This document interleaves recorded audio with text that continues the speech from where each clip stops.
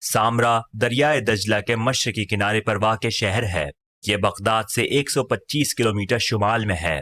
یہ دنیا کا سب سے بڑا قدیم ترین شہر قرار دیا جاتا ہے۔ شہر کو خلیفہ المتوکل نے اثر نو تعمیر و آباد کیا۔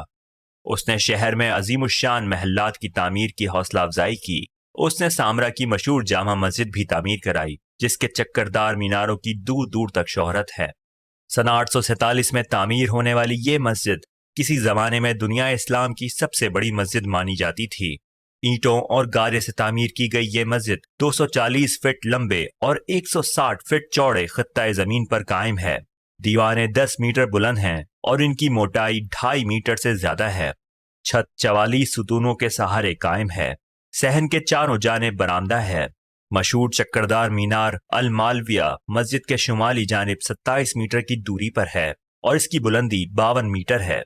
کچھ مورخین کے مطابق یہ مینار خلیفہ معتصم نے یہاں اپنے عہد حکومت میں تعمیر کرایا تھا اور بعد میں خلیفہ المتوکل نے یہاں یہ مسجد تعمیر کرائی۔ سامرا سن 892 تک خلفاء کا مقام رہائش رہا اور خلیفہ متعدد کے زمانے میں یہ مرکز بغداد منتقل ہو گیا۔ شہر روبہ زوال ہونے کے باوجود اپنا وجود برقرار رکھنے میں ناکام رہا۔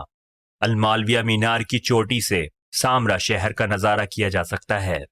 یہاں سے امام حسن عسکری کا مزار العسکریہ بھی بخوبی دیکھا جا سکتا ہے۔